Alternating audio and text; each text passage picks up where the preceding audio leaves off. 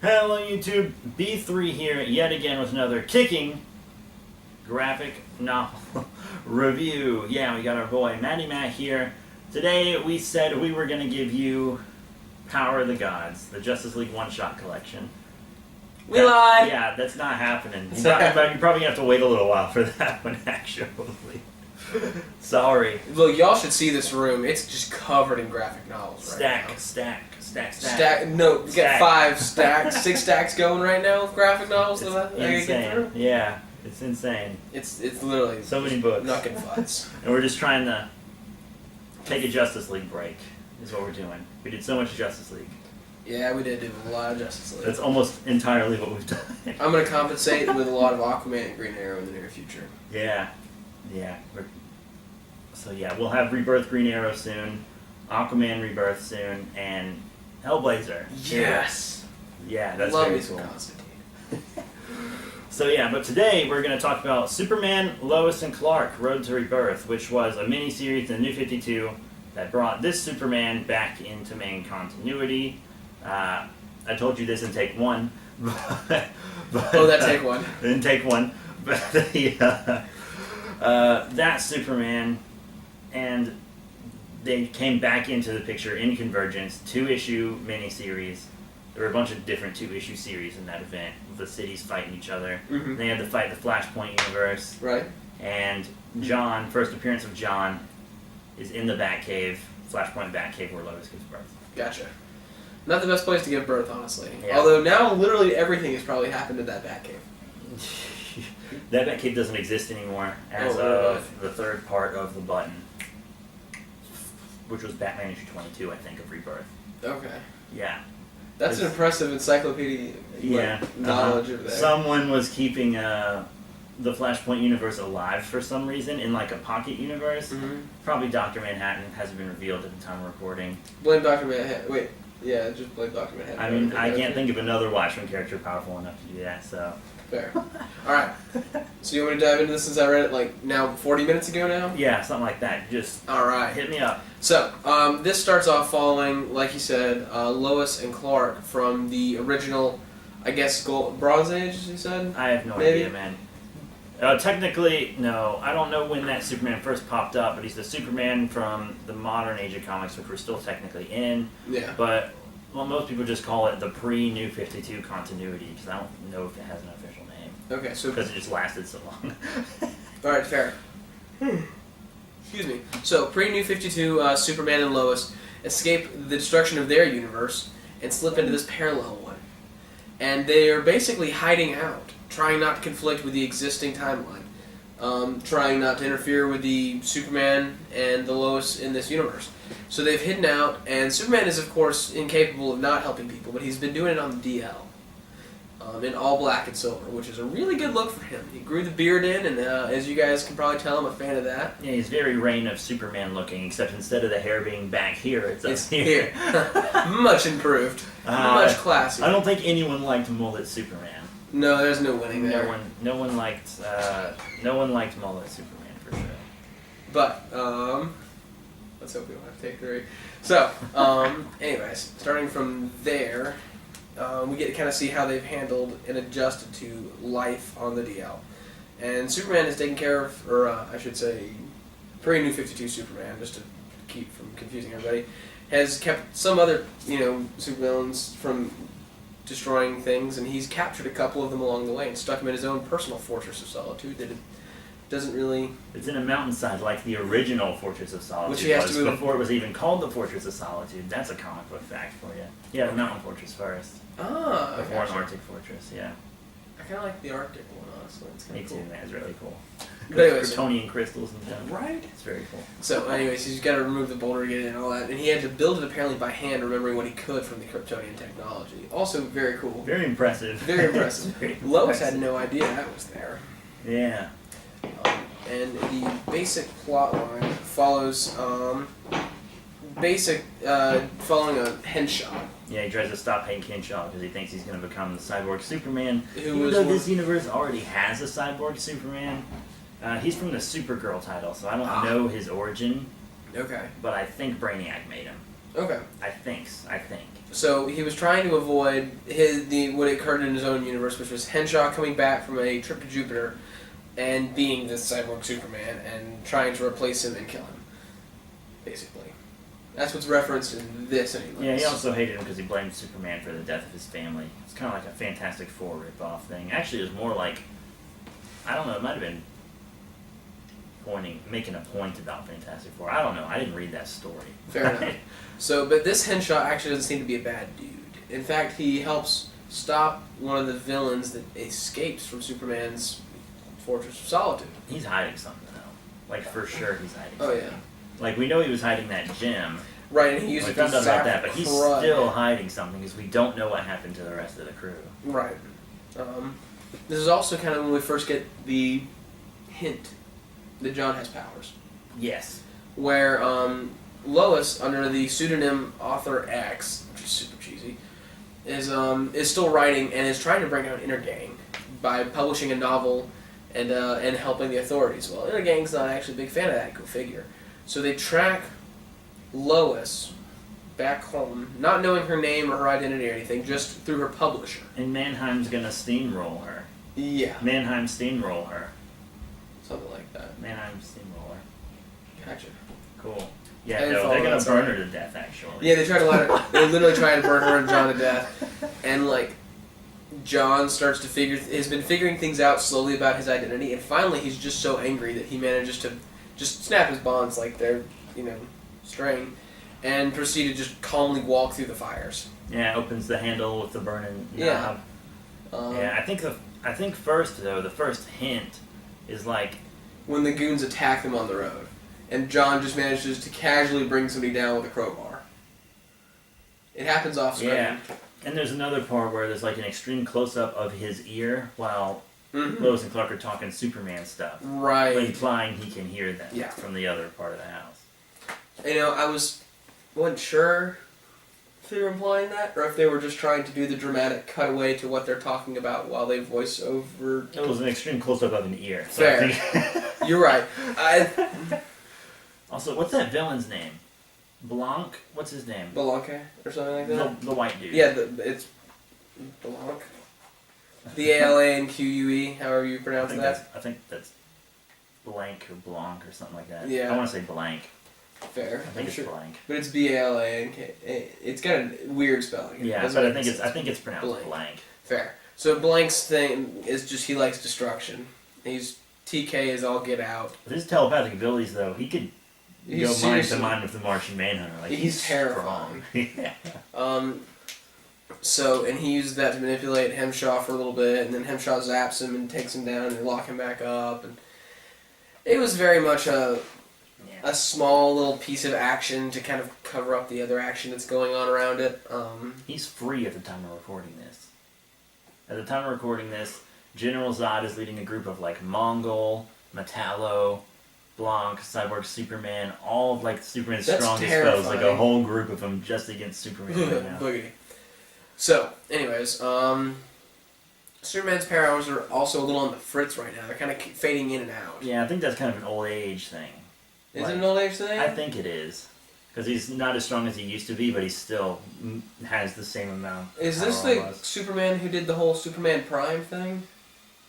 Because he's pre-New 52. Are you talking about Superboy Prime? That crazy motherfucker? Or no, Superboy Prime's a psychopath. No, I'm talking about totally- the Superman who flies into the sun for, like, eons and comes back Oh, glowing that's in Superman, gold. that's Superman 1 million. Okay, sorry. Yeah, that Superman's just a god.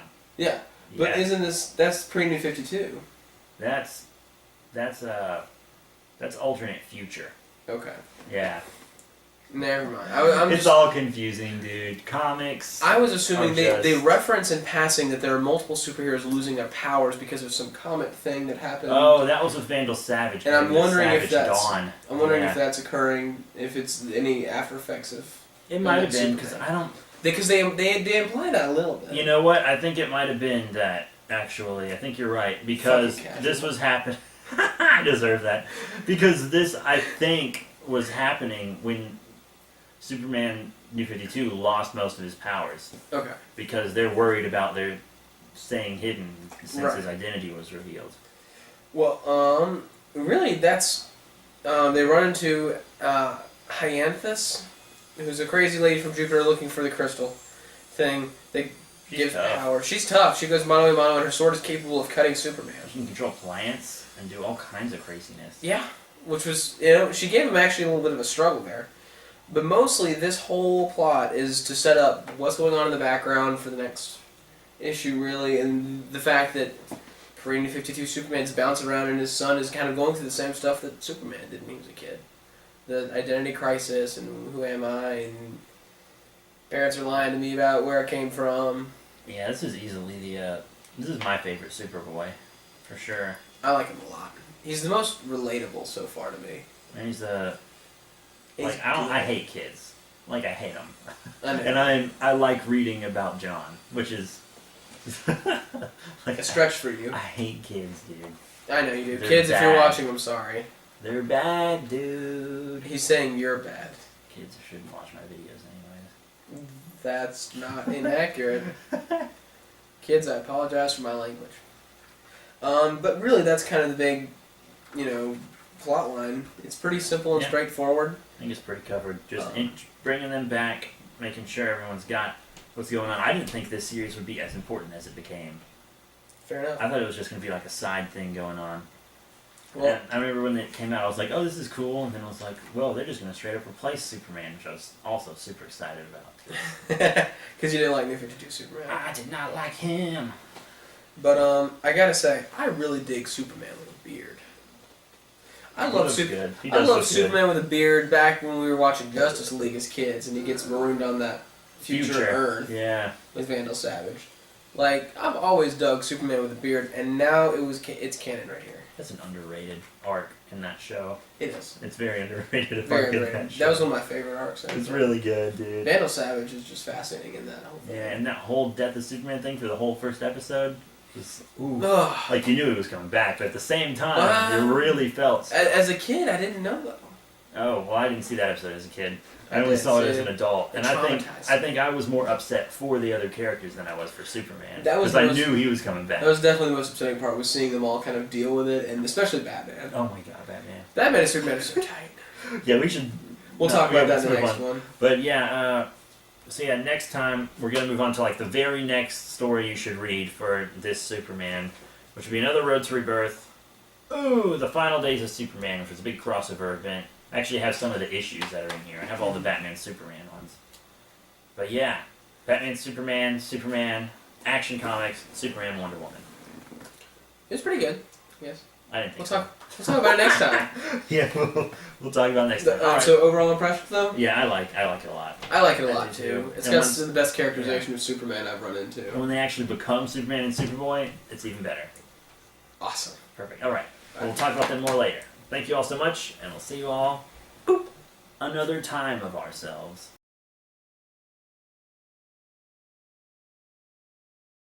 Hello, YouTube B3 here, back another kicking. Ooh, y'all just got hit with comic book facts, graphic novel review. That was Barney Stinson level of like sidetrack. Right Here's there. my boy Matty Matt, and we got another Superman book for you today. As promised. Yeah. Final Days of Superman. From Road to Rebirth. This is the story of the death of New 52 Superman.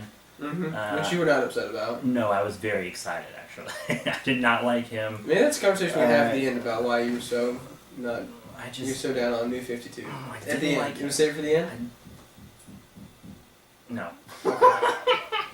Now I gotta talk about it. I do it. So I was actually reading his title for a while. Mm-hmm. One of the first things he does in his book is like this Kryptonian dinosaur thing shows up on Earth.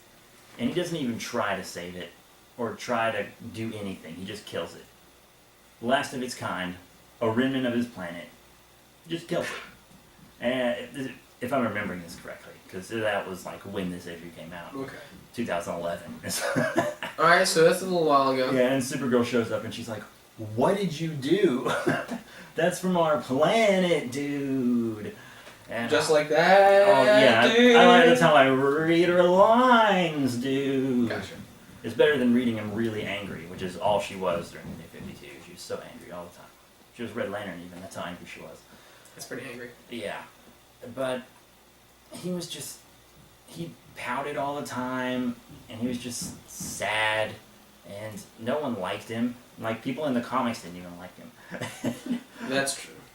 And he was like Lois was on her phone texting her boyfriend, and he was jealous, so he X-rayed through to her and read her text. What an un-Superman thing to do.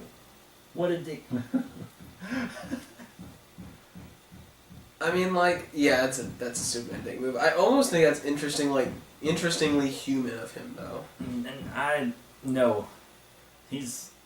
I mean, like, that's why it goes against the grain, because, like, he shouldn't drop to that level. Yeah, that's what I'm saying, it's against the grain. I just think that's an interesting choice to have made, because that's something that, like, I could see, like... Oh, high schooler doing it. I could see plenty of jealous guys our age doing something like that. That's not even high school. Yeah, but they aren't Superman. Well, that's the point. That's why I'm agreeing with you. I'm just saying it's interesting. Not it's good. That was also issue 1, I think, actually. Yeah, I'm pretty sure it was the same issue. So you had a lot of problems with this one from the get-go. Also, it was just a boring book. Okay. Beyond the rage parts. Yeah, it was just a boring book. So, keep going. Why else did New 52 Superman not jive with you? That was mostly it. Also, he wasn't inspiring, like, at all. That's like Superman's whole thing. He's supposed to be, like, an ideal to strive for, to quote Man of Steel, where he's also not an ideal to strive for. It's actually more whiny and sad in that company. But so is this what we might call an effect, like the Chris Nolan effect? All of the New 52 is the Chris Nolan effect. Right. Whoa, the Dark Knight made money. People like the darkness. Let's do it to every single character. No, just bad. Chris Nolan effect, everybody. It just didn't work. It didn't work. But now they give us this happier Superman who has a family. It seems to kind of ground him more. He's more relatable. So much better. I have to admit that I have never really... I mean, anybody who watches this is going to hate me probably, but I've never really been a Superman fan. Yeah, you said that several videos, actually. Oh, did I? I was ready to prove you wrong. I was like, oh, he's going to love Rebirth Superman, because See, haters love Rebirth Superman. I wouldn't say I'm a hater, I'm just bored with it. That makes sense to me. As I said, I was bored with New 52 Superman. I was like, oh, he's battling Russian Predator. Oh, I don't care. If I'm going to invest the time to, like, hunt down all the information about you and read your story... Not the money, though. Well... That's my job. I've avoided that. It's not my fault. It's not my fault. I dug my own grave. I'm just piggybacking off of years of your addiction. I'm just your library, yeah. Pretty much. All I am to you. Yeah. Keep going. And a camera. You're that too. That too, so, of course. So he was always just boring to me, but he is much more relatable as this pre-New 52 Superman in the 52 universe. So you want to really get started here? Yeah. Alright. So, as the title suggests, these are the final days of New 52 Superman. And many And the first days rejoiced. of my happiness. Ooh! You just talked about that joke. And many fanboys rejoiced. I can still hear it. So, we begin with basically New 52 Superman explaining why he's dying. Yeah, he's kind of diagnosing himself, talking to crypto. He's been having the computers in the... hi, Pippi. That's my dog. Oh my goodness, Pip. She's been in some. She sat in your lap and wondered. Come on, Pip, Pip. Come up here. There you go. Pip's on Pip. Alright. So, Superman's talking about the 3 things that caused him... Oh. She's gone nuts. It's all right. 3 things that are causing him really to die. First one were the fire pits on Apocalypse, which we actually talked about. Yeah, we were paying attention. Mm-hmm. The Kryptonite Chamber in Argus. Yeah, we're not going to read Savage Dawn, probably. Okay. Because I don't want to buy another New 52 Superman book. Fair enough. And the battle with Rao. Which I don't even know what happened about that. I don't know anything about that. Well, regardless, these three things have combined into the, air quotes, ultimate storm. And he's right at the middle of it, and it's killing him. Ooh. Slowly but surely with kryptonite poisoning. So, this is, the first bit of it is him kind of like trying to cram in all he can into his last days. Save as many people as he can, see the Justice League and the people he cares about, tell Batman, talk about it, and then put in a contingency plan for when he does pass away so that he's not leaving the Earth undefended. Yeah, I remember he told Lana first. She's his oldest friend. And then he told her he wanted to be buried by his parents. Between his parents. Yeah. And then he told Bruce. and then he told Kara. He told Lois too. I think he told Lois second because he wanted her to write a book about it or something. Right. Okay.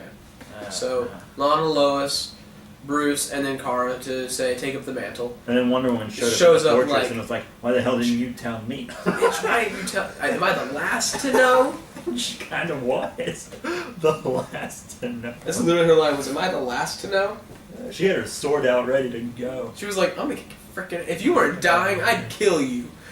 And then they made out. And then they made out. Yeah, then they made out.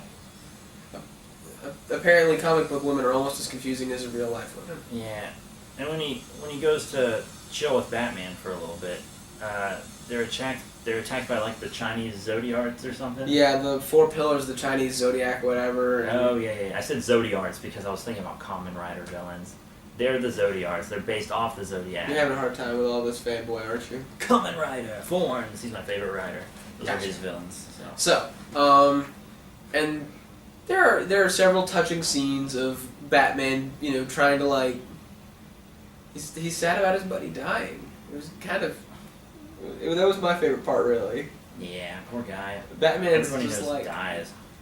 I mean, like. Anyways, it hurt my soul places a little bit, and then Not mine. fair. I was ready for him to go, You don't say. but yeah. Well, we have another villain in the offing for this one. It is a man named Denny, who He gets residual solar flares from a Chinese experiment, which is why. No, wait, let. There's a Chinese scientist in China who is super, super communist. And she attempted to harness the radiation of Superman's solar flare attack from a previous battle with Rao. And harnessed it and is attempting to use it to make essentially a super communist soldier weapon thing. She makes a new Superman, but I think he has his own free will. Yes. But somehow in all of this, Danny gets caught up as like a lab rat experimenting kind of thing, and he gets the powers of Superman, but also some of his genome that has brought some of the memories along. So he genuinely believes that he's Superman. And he's like a really violent Superman. He's got a combination of Danny, who's got a rap sheet, just got out of prison, and Superman's power. It's a really bad combo. And Kills a few people at the planet. yeah, A cop, maybe. Does he kill a cop? I don't know. he kills a guard at the cop, or not a guard. At A the cop at the guard. Yeah, there you go. He kills one of just like the rent-a-cops at the Daily Planet. No, I think they saved him. They gave him a trick. No. Oh, you're right. And there was the other 3 that he zapped into non-existence. Yeah, that's it. Gotcha. That's right. 3 guys dead at least. One guy probably seriously injured from getting tossed out of Clark's seat. So yeah, very angry human being thing. Very little character depth. Almost none, you would say. Yeah. Literally none. He's just there to pummel Superman to death, pretty much. He's literally just there to hasten Superman's ending. Yeah. So ultimately, real Superman, fights fake Superman, and they go back and forth about, oh, I'm real, no, I think I'm real. And, It was dumb. I think they should have had one of his big enemies do it. It would have meant more. It would have. I agree. Like Lex. Not that anyone fucking. No, Lex. he's a good guy at this point. You don't think that could have made some interesting conflict? I think I like. There could have been some interesting conflict developed out of that. No, I wouldn't want it to be Lex because I kind of like the whole Lex hero being thing good, he's doing in Action Comics right now. I'm kind of digging that. You don't think they could have done something with like the kryptonite poisoning is freaking his mind out, and Lex is forced to be the one to put him down? No, because I think that would. I think that'd be it. I don't think that would be able to pursue the Lex Luthor hero thing after that. Yeah, I think they could. I think there could be like a scene of like, or just Lex tries to stop him, and like Superman cracks into his kryptonite armor, and that's what finally brings him down. Is that last exposure to kryptonite or something? I think they could have done this in like a poetic justice-y, like. Yeah, but no, because then the only way to do that to keep Lex a hero would be to villainize Superman in his dying moments. Fair. So, I mean, alright, I like fair. the Apocalypse Tech Super Lex too much. Alright, fair.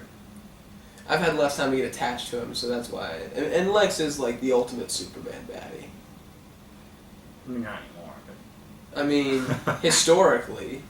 Yeah, historically. Well, let's move on from this. Anyways, sorry. So Superman, fake Superman, duke it out.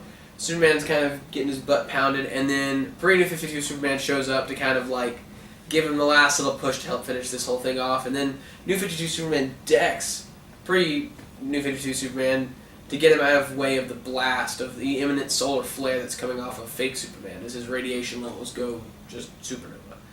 And Superman counters with his own solar flare in the hopes that... he absorbs it, or does he cancel it out? I don't remember. It's both.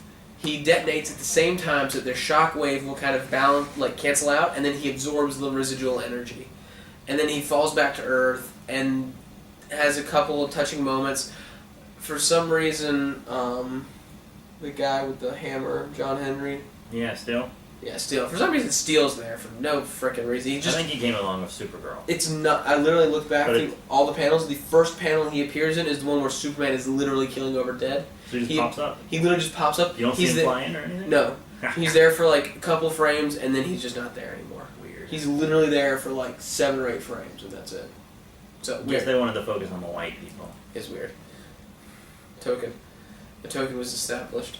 So anyways, and then Superman says his goodbyes and then he just turns to ash. I mean, those energy bolts shoot out of him, and one hits Lana and one hits Lois. But it kind of glosses over that. You almost don't even notice it. I didn't notice that. For it. Yeah, really. I only noticed it because I was looking for it when I read the book. So there you go. Because I knew it happened. And then Pre-New 52 Superman leaves, saying hey, I'm gonna leave you guys time to mourn and do your thing. And that's really kind of where this one ends. It's pretty straightforward. It's mostly just character interaction, so that Superman can say his goodbyes to the most important people around him. His best friends, Batman and Wonder Woman, or his best friend and his slam buddy. So, what are your overall thoughts of this book? Yeah. The high points for me, you think it's boring. I think the whole thing's really boring. I think it is by and large boring. There were a couple of moments that I did enjoy. Batman having to deal with losing his friend. I thought that was interesting, and seeing Batman have a hard time coping with it was interesting. That's actually the best I've seen Batman deal with a death ever. We know what happened the first time. I should have seen it when Jason died. I had an issue in Nightfall where he just beats the shit out of the Joker. And then doesn't it leave it ambiguous whether or not he kills him? No, that's Killing Joke. You're thinking of Killing Joke. Sorry. No, Alan Moore, the writer for that, intended it to be Batman killing a Joker, but DC was like, no. So leave it ambiguous as best you can. Yeah, DC was like, you can't do that. But yeah, it's definitely the best he's handled death. I mean, we know what happened the first time. Yeah, he freaked out. He even hugged someone when Tim Drake died. You mean he reached out for human companionship and warmth and support? He gave Spoiler a little hug. Oh. I don't like Spoiler. Okay. Other than a couple of brief character interactions, and I was excited about the moment that all three, the fake Superman, the pre-New 52, and the 52 Superman were going to converge. I was looking forward to seeing what happened, and that was actually pretty disappointing. Yeah, I bought this mostly to see Rebirth Superman stuff, and he's barely in it. 3, 4, 5 pages. It would have been so interesting to have New 52 and pre-New 52 Superman interact just a little bit. I thought there was going to be more. The only reason I'm happy I have this book is because it really completes my whole story for Rebirth Superman. Because I'm buying everything within it. I got you. I'm buying all of it. It had high points, but it was mostly just boring. Yeah, it was a little boring. It was pretty boring. It was pretty boring. I know you want to like it, man, but it's boring. I like it for the relevance, and I like that pre-New 52 Superman was there with the beard. It's just let's kill off a major character, but let's not try too hard at it, because we're going to replace him immediately. Yeah. I will say, the way New 52 Superman handled his death felt very Superman to me. Yeah, he went out with grace. I'll give him that. He was stoic. He didn't go out kicking and screaming. His biggest concern was, I don't want to leave a void. I want to make sure that the Earth is still protected. So there was very much the sense of it was the most Superman-y. Yeah, he put that big statue up of his Earth parents in the Yes, he did. That was. I can't believe that hadn't been done till now. That was a great touch. That was a good part. I'll say that. There were like I said, the couple of high points I thought were pretty high. Just the rest of it's pretty mediocre. It's a good song. So yeah, there you go. That's what I thought about that. Your thoughts? Boring. But yeah, boring. Villain had no depth. He died well. Too bad he didn't live well. Ooh! But yeah, that's it. Road to Rebirth, Superman. Ooh, the final days of Superman. Next up, we're going to continue with our little... Superman spree. Yeah, we're going to get some Action Comics when he first reveals himself to the public. So, that's it. Thank you all once again, and I'll see you all later.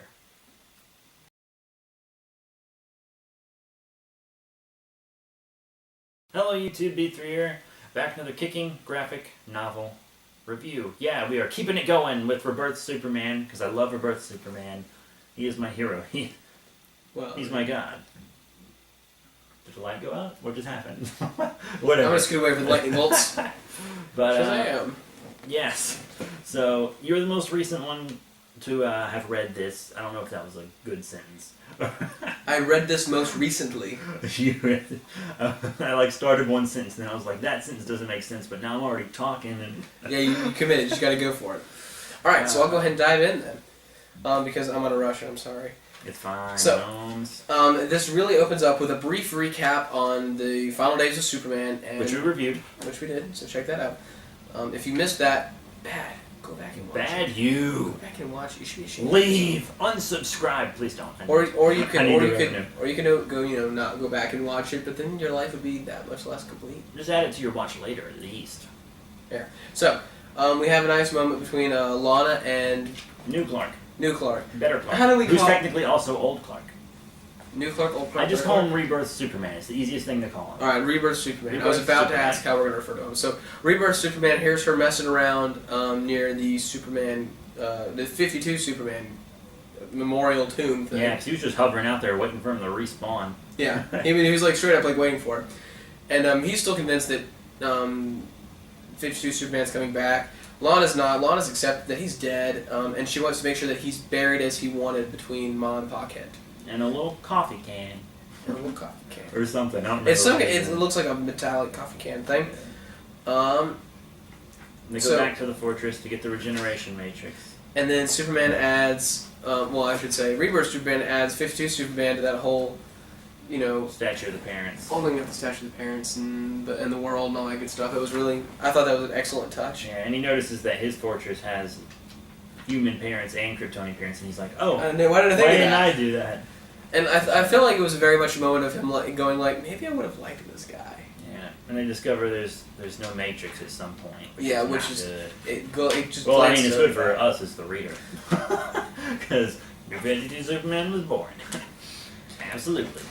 So next.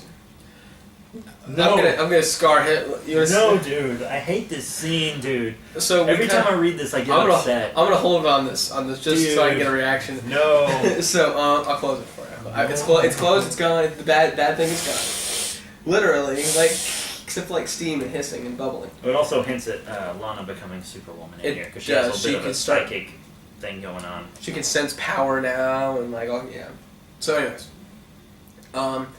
the next we kind of cut to Superman and John and Lois being a little family, and John's starting to learn that he needs to be able to control his powers, but they fluctuate so oddly because he's half human, half Kryptonian, so his DNA is a little wonky. And he's starting puberty, which is when they start to... Which is never good. Yeah. Never good for anybody. So, he has this rather unfortunate scene, which comes back later in comics, and that's how I'm going to justify talking about this. He has this unfortunate scene where a hawk swoops down to steal Goldie, his mom's cat. In an attempt to save Goldie, he opens up the laser vision.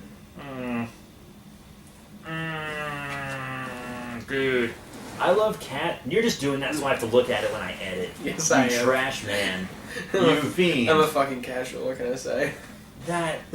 When that cat dies, man, it hurts me, dude. Don't get me wrong, I don't glory in it. I just glory in the fact that I can get a reaction out of him. It's so hard to do that. The only thing I love as much as comics is cats. Is cats. Absolutely. I love cats.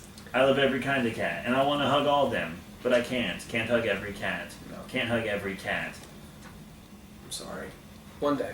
So, then Superman takes John out for a little field test. Because he knows he used his powers. Yeah, he could smell. He knows the everything ozone. that's going on that arm. I thought that was really cool, actually. Yeah, there's like the a reason distinct he smell knew, of ozone. And that was pretty cool. Well, plus, let's be real. He can hear everybody on the Earth talking. There's no way he didn't hear the sudden.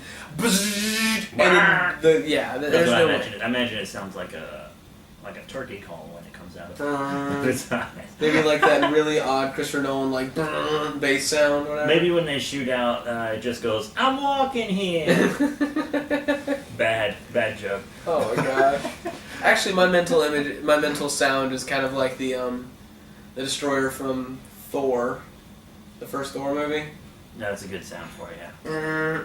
Yeah, It's anyways. boring, but yeah, good sound. Yeah, you're not wrong. So, definitely the weakest of the Marvel movies in my opinion. Yeah, I think I'm gonna stick with that. Yeah, yeah, that's fine.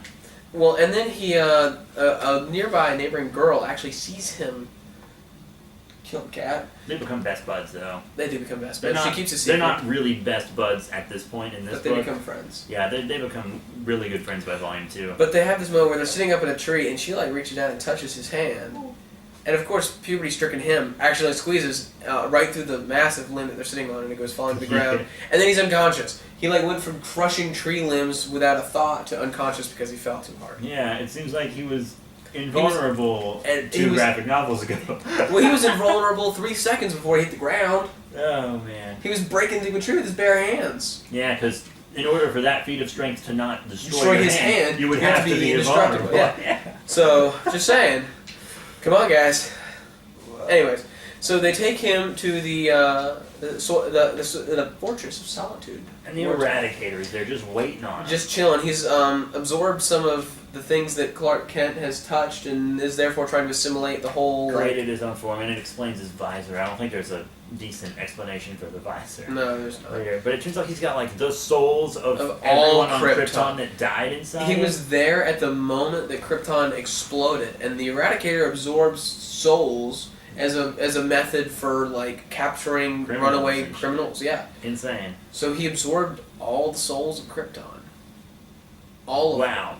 So they're all in there. They're literally all bouncing around in there, and they're kind of fueling him. He literally functions off of their psychic whatever power. And he wants to absorb Superman to become part of a whole. No. He wants to eradicate John because Yeah, John he is does an wanna do that. impure Kryptonian. That's The mix of Kryptonite or Kryptonian DNA and human DNA. So he wants to eradicate John, and he wants Superman to rebuild the Kryptonian race. Not with Lois though. That ain't gonna work. yeah. But I mean, who would he do it with? He's Look, I had the very same thought when I was reading. I was like, Eradicator, you clearly have not thought this out. Unless you're packing something down there that I don't think you are. So, the Eradicator has a vagina. I bet. there we go. That's what I was casually implying. I mean, he doesn't have a gender if you think about it. No, he's he a just machine. takes the form of Male Clark Kent's because- general shape. Yeah. So And then he manages to eat Clark. Literally, he does that whole soul absorption thing. And then John loses it. And starts to pummel him a bit. And then... Actually, wait, I skipped my favorite part.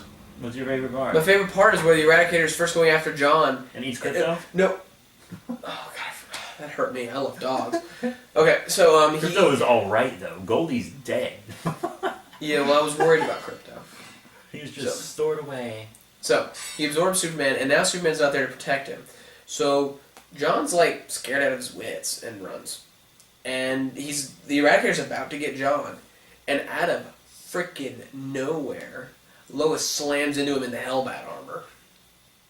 Oh, that's towards the end when they're on the moon, though. No, it's not on the moon. It's when they're, On the moon. Because the Hellbat armor is not in the Fortress of Solitude. Okay. The Hellbat armor is in the Batcave on the moon. Okay, That's after they're fighting in the bar on the docks. Yeah. And then he puts him in a little submarine and takes him to the moon. Gotcha, okay. Because he's been following Batman. I've read too many Superman graphic novels in the last, like, hour and a half. Yeah, you read like 4 today. Yeah, Today literally alone. in the last 2 hours I've read, like, 4 of them. So, okay, yeah, so, regardless. Lois Lane in the Hellbat armor, kicking the Eradicator's ass. Yeah, I mean, like, she handled that armor well, too. She 'cause did. If you use it long enough, you'd start starve to to die, death. yeah. It, like, your metabolism just eats you up. And she has, like, no real physical training or anything. I mean, like she's That we know of. Yeah. Oh well, she knows how to fight because she was raised by a military family. But she's not like Batman fit. No, she's not. No one's she's Batman a mom. fit. She's a mom. Yeah. She's a writer mom. Like no. Like she's obviously healthy and fit, but like that. But not she Batman. handled that really well. She did, and it wasn't for long, but it was enough. She actually keeps some parts of it, just like in her purse later. Yeah, you get to see her pull them out of her. I love this. It's pretty cool. And then Superman gets out essentially of the Eradicator by absorbing all of the other Kryptonian souls into himself. So we now have like soulception here. It's all the souls of Krypton inside of Superman, inside of the Eradicator. He eventually frees them. Too. Yeah. Well, he first off that drains some of the Eradicator's power. It soups up Superman, so he's able to basically punch his way out of the Eradicator.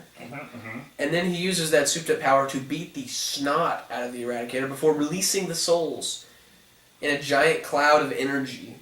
Pounds the Eradicator into the surface of the moon. All that energy explodes like a 10 megaton bomb. And then the Eradicator's sitting there going, But you've killed them. You've killed Krypton. You've killed any chance they've had. And then he's like, let's ask them. And he looks up at all the souls of these Kryptonians. And they literally form the Superman S in the sky. And he looks down at the Eradicator. He's like, I don't think so. Hey, eradicate this. Pretty much. And then the Eradicator's sitting there going, well, I still have one soul left I can fight. And then all Superman says is, Krypto, heal. And Krypto starts to tear his way out of the Eradicator. That was really cool. That might be one of my favorite parts right there. When you just, that big jaw comes up and just... whoosh. Right out of his chest. And Krypto's like, he's like, good boy, and Krypto's like, yeah, and just sits on him. So, and he's like, well, Superman has him Krypto bite down on his forearm, which draws blood. So cool. So cool. And then he does have Krypto casually sit the fuck down on the Eradicator's corpse. I love how they're portraying Krypto in this, because he almost looks more like a wolf in some books in the New 52. Oh, really? Yeah. I can dig that, but I guess. But this is classic Krypto. I like him as a happy pooch. Fair enough. He's classic It's way Krypto, more right? fun as a happy pooch. But, and then, Superman gets a press conference-y thing, an award, and... Well, he got a butt, though. I just noticed that. Look at that. Hey, you have... Look, okay. Hey, this is the first time you notice Superman's butt. I'm honoring the booty. I'm with you. And then, of course, Clark gives John his own pair of glasses. Yeah, he officially becomes Superboy by the end. Yes. And he takes him to the Justice League Watchtower, whatever, introduces him to the Trinity, and he's like, This Yo. newsman of Justice League. no, not really. He actually tells him to stay away from John. Oh, really? Yeah, he just... Yeah. He's I like, mean, I'll handle the training, but yeah, he doesn't want them to be, Okay. like, recruiting John or... Okay, yeah, the last line, sorry, is, oh, I'd like you to meet, not like, okay. Sorry. I was inserting my own assumptions in there. I made an ass of you and me, guys, I'm sorry. Loser! We're fucking casual. Taking this back. That's fine. Alright, so thoughts? I love it, dude. Rebirth Superman is so good. I'm glad we get two good Superman titles. Superman and Superman Action Comics, which they renumbered. It's in the 900s again. I think it's closing in on 1,000 at the time of recording, actually. Wow. I'm ready for issue 1,000. Can't wait to see what they do for that. It's got to be something big. I just missed the beard. Oh, yeah, his bearded look from Lois and Clark was pretty good, but, when you're going to be Superman, you got to look clean. You got to look smooth. That's such a product of the time he was written in. It's okay, you got your boy Green Arrow over there. He's just groomed. They gave him his goat back. He didn't have it for most of the New 52. He was clean shaven too. Yeah, that's an atrocity. Why would you do that? It's part of his look, man. It's part of his look. It's literally the look. You can't have him without the goat these days, dude. He's gotta have I'm facial hair. gonna grow. I'm just gonna grow to a point, like yeah, straight up. Or maybe I should do like the dual point, like he had in Justice League. You should get one of those big curly silent film villain mustaches. I could do it. The way my facial hair grows in, it's all right here. I could do it. My cousin has one. It's so dumb looking. The only problem is I don't think my girlfriend would ever be seen with me in public ever again. They do look pretty bad. They do. They do. They look good on TV, man, but they're bad in person. They're so awful. That's because on TV they have like a whole crew of people to make it look good. That's true, man. They'll spend an hour on it, just getting ready for one shot. And then they fix it between takes, so yeah. But yeah, DC Universe Rebirth, Superman, Volume 1, Son of Superman. It's good. Highly recommended title. I can recommend it. Yeah, the next volume's mostly just them. Palling around. It's all family stuff. Good. It's a family book. I like Like, Lois and John are both very, very active characters in Good. everything that happens. that. They're really what grounds the Superman for me and makes him relatable and enjoyable. Yeah. To me, Even though we don't have wives or kids. no. But it makes him feel more human. Yeah. He does feel human. He cares about, like, not just these amorphous, oh, I just love all of humanity and I'm going... No, he has, like, a super vested interest. He voices irritation a couple of times that he has to stop and save other people when his first concern is Lois and John. Yeah, and he's still figuring out daddy stuff. Yeah. Like, he's how to 10 be a years dad. into being a dad, and he's still figuring it out. Because half And how of to- it is and how spent to be- moving around, and Yeah.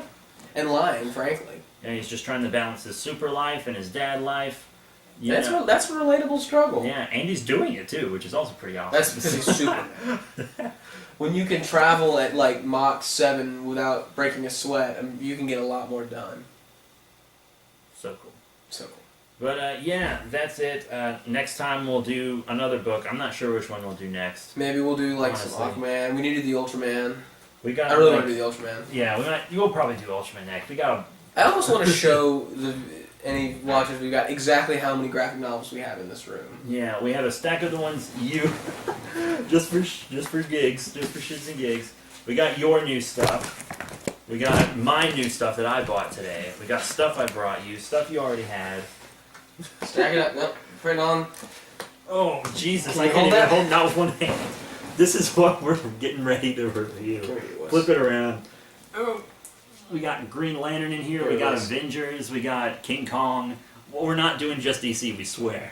We're just doing mostly DC. I'm a DC fan. Because that's his favorite. Also, it's what I have the most of. Yeah, there's a financial component to all of this. All my Marvel stuff I'm reading individually. So if you're more interested in Marvel, you should probably prioritize my comic book collection updates, which are on my BT Productions channel. Link in the description below. I make videos of all the comic stuff I buy there, and I tell you what happens in my individual issues, and I'll show these off, but then we review them here. Yeah. Alright, guys. Well, don't forget to like, comment, subscribe, share with your friends, Facebook, Twitter, SoundCloud for him. Owl Guy. Oh, if you have any graphic novel recommendations, I'll take those. Someone I will please too. say Grant Morrison JLA, because I need an excuse to buy that. I You really need an do. excuse. Nah, I want it so badly, man. To do it. I want to get that in Justice Year 1, but every time I pick them up, I'm like, there's so much more Rebirth to get. Fair. So, yeah, shoot us a recommendation. If there's some Marvel stuff that you really want to see, maybe we need to start breaking into more of that instead of just the DC. 'Cause Yeah. we've done a DC spree.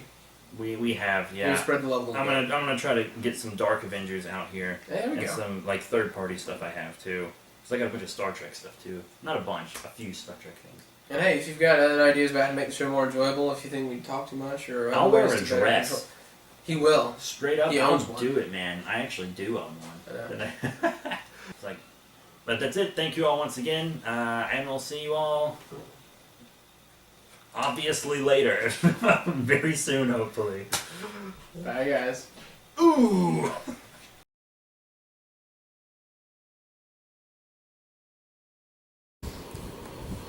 I should have like a sippy cup. I could get you one of No, those. it's fine. Get you one. Hello YouTube, Beat Through Your Back, another kicking. That's my little foot too. Oh. My little work socks. Graphic novel, trade, comic book review. We got a pretty recent one today. So that Rebirth Gucci, Superman Volume 2, Trials of the Super Son. We've been waiting a while for this one too, because we did the first one early on in our reviewing history. Yeah, I've read this one a couple times. It was fun. It was a fun little book. I can tell actually a little bit from the spine. You can see you've cracked it open a couple times. Yeah, right there. Yeah, that's well, I the- like how they designed the crease so it doesn't mess up the... It's really nice attention to detail there.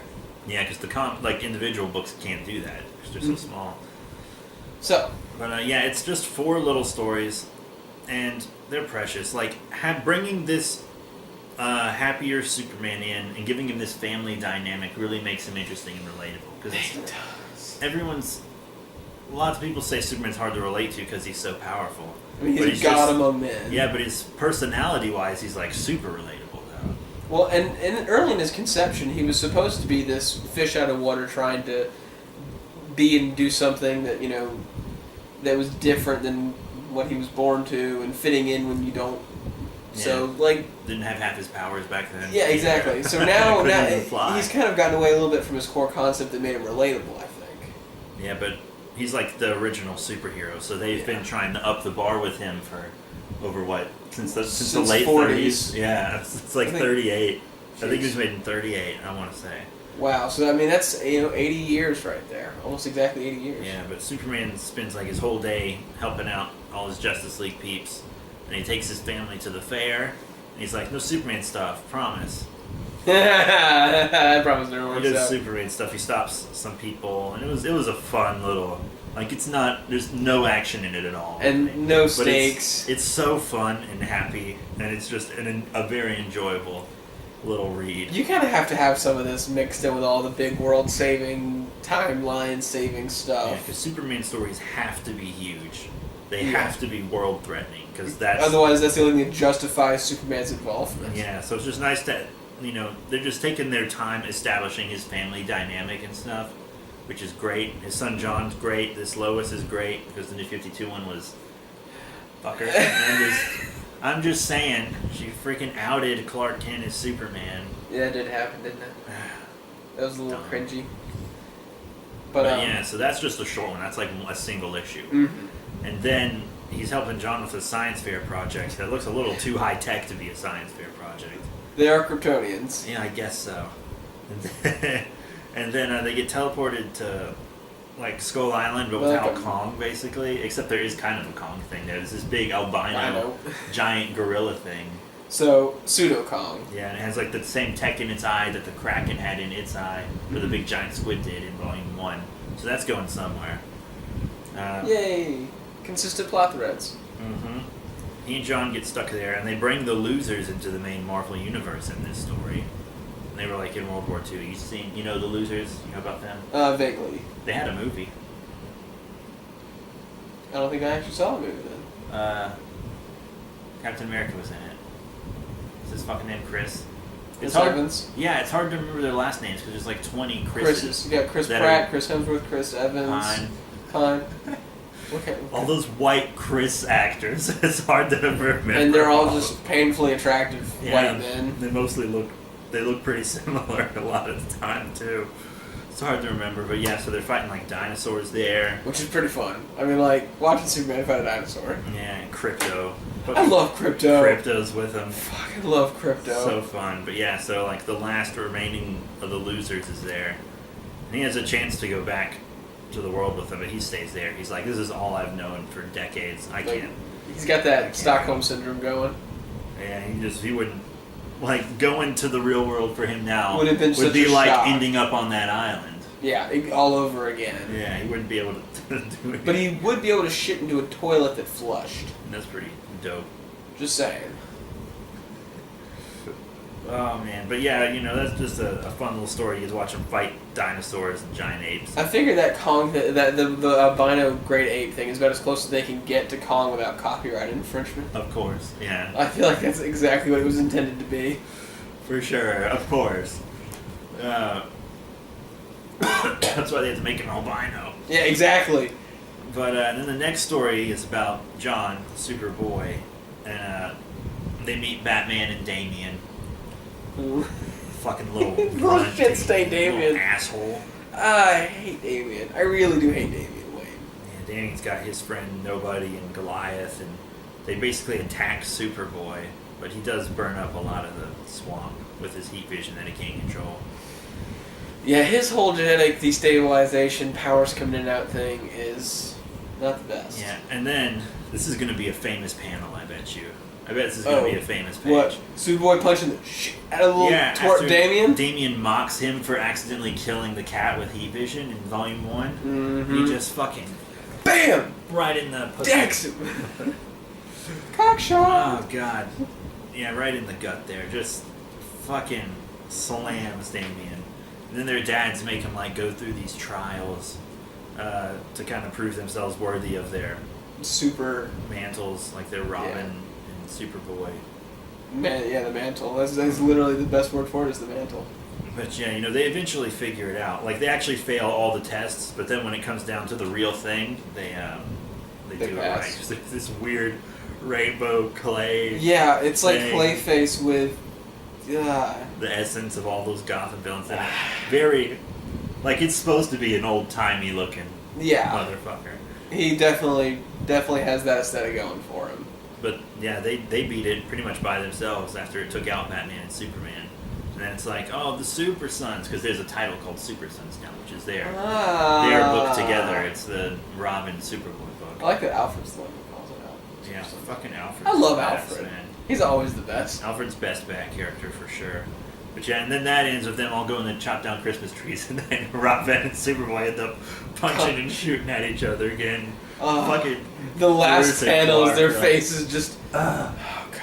I'd lean forward further, but I got water in my lap, so you show them. That's a fucking. It's just God, these damn kids.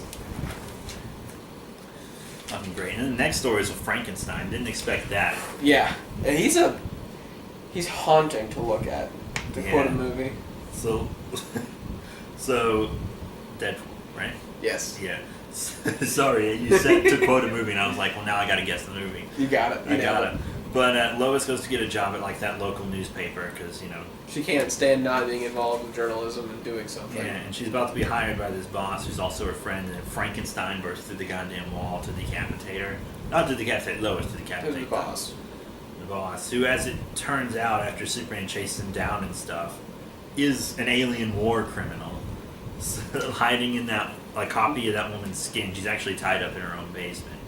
But yeah, Lois steals Frankenstein's vehicle and everything to get away from him. It's actually a fun little story. I mean, watching Lois actually kind of do cool stuff and not just be a damsel in distress is nice too. Yeah, Lois Lane's kick ass, dude. Yeah.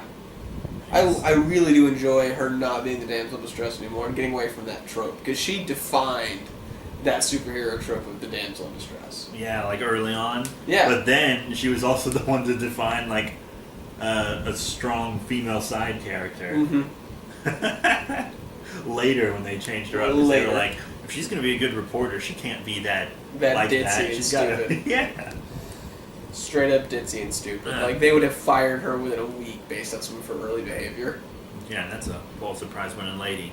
And then what's that girl's name that Superboy's always hanging out with? I haven't read this in a while. I don't remember. I can't think of her name actually. Yeah. But taking it back to the farm. I want to say it's Connie or something, but I think that it's something with a C. I feel like. Yeah. Cassie, Connie, Maybe. Something like that. Cassie sound. That might be the cow's name. I was reading this when my grandmother fell and broke her hip last week, so I was a little out of it. Yeah, I should remember because I've read this and Volume 1 twice and Volume 3 once. She's not in Volume 3 though. It's bothering me, man. All right, what's the verdict? It's Kathy. Kathy. Okay. So not a C, a K. But they make the same noise, so fuck it. That fricative. But yeah, I'm pretty sure her grandpa is figuring out that Clark and Supes are the same person. Like the way he just looks at him and stuff. I mean, I think he knows it because he saw John in that accident and then be totally fine. That stuff. I mean, anybody with 3 brain cells and a little exposure to Clark Kent should figure it out. And then, I feel like the people in his life would know, but just other people around wouldn't be able to figure it out. But Lois punches that alien in the fucking face. Where's my friend? Yeah. Then the Bride of Frankenstein shows up. I actually haven't seen her in comics before. Oh, really? Yeah, for real. I didn't know anything about her till this book. So she fights Frankenstein. Apparently their son died, and that's why they broke up and stuff. And they all go and they fight the alien. And they beat the alien. Yay! And it's a fun little team up. It is. For Frankenstein, which is a character I don't see them use much since. He had a solo title at the beginning of the New 52. Really? Yeah. I just haven't seen him in a while. But then I think them talking about their dead son and their divorce and stuff really makes Clark and Lois appreciate their family by the end.